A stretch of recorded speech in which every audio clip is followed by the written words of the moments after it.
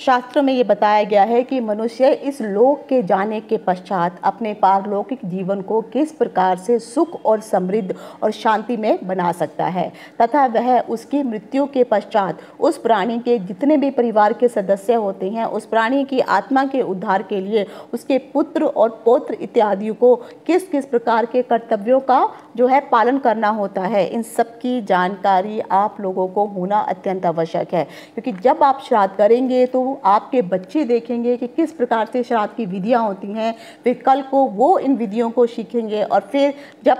हम लोग यहाँ से जाएंगे तो वो उसी विधि विधान से श्राद्ध इत्यादि अवश्य करेंगे। तो श्राद्ध में जो चीज़ों को नहीं ग्रहण किया जाना चाहिए, ऐसी बहुत सारी चीज़ें हैं जो जाने अनजाने में हमें पता नहीं होती है और हम उनका प्रयोग कर लेते हैं।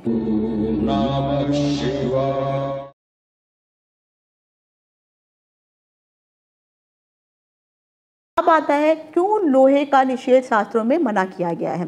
तो जब भी आप चाहे आसन पे बैठ रहे हों तो लोहे का कोई स्टूल नहीं होना चाहिए।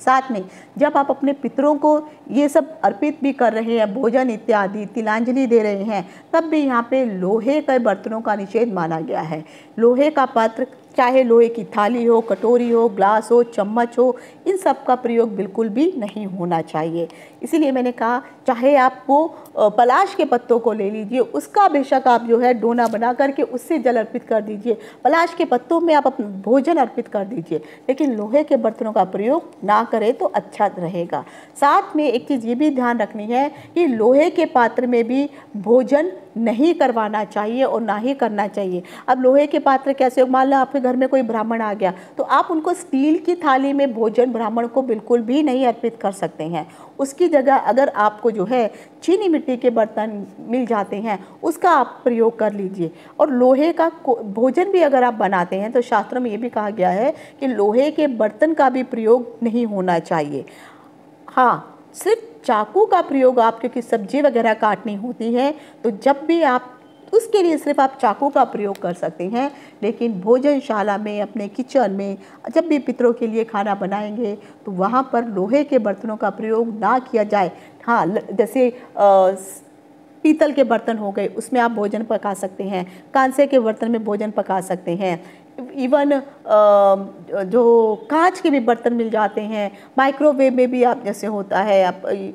उसमें भी खाना लोग बना लेते हैं। तो स्टील के बर्तनों का सिर्फ पितरों के समय जो पितृपक्ष होता है उनके लिए जो भोजन बनाते हैं वो बिल्कुल भी नहीं यूज़ करिए और ना ही पितृपक्ष में स्टील के बर्तनों में ब्राह्मणों को भोजन भी ना कराएं। हाँ, एक चीज़ ज़रूर याद रखिए कि बेशक आपको ब्राह्मणों को पत्तों में खिलाना पड़ जाए या फिर जो से मैंने आपको बताया है कि चांदी के बर्तन हैं, अगर आप अफोर्ड कर सकते हैं तो आप उसका प्रयोग कर सकते हैं, या फिर आप जो है पेपर प्लेट मिल जाती है उसमें आप भोजन करवा दीजिए तो भी चलेगा। पेपर प्लेट लीजिए, उसके ऊपर पलाश का पत्ता रख दीजिए, लेकिन केले के पत्ते का प्रयोग आपको ब्राह्मणों को भोजन करवाते वक्त भी नहीं करना चाहिए। शास्त्रों में तो यहाँ तक भी कहा गया है कि उस समय जब आप पितरों की पूजन इत्यादि कर रहे हैं और लोहे के बर्तन अगर सामने रखे हुए हैं, कलश वगैरह इत्यादि, क्योंकि मैं देखती हूँ बहुत सारे यूट्यूब में जो ब्राह्मण वगैरह है स्टील की परात रख देते हैं। इवन अगर अपने घर में अगर मैं जब भी पितृपक्ष आता है और जब उनको तिलांजलि अर्पित करती हूँ तो नीचे पीतल की मैं जो है परात है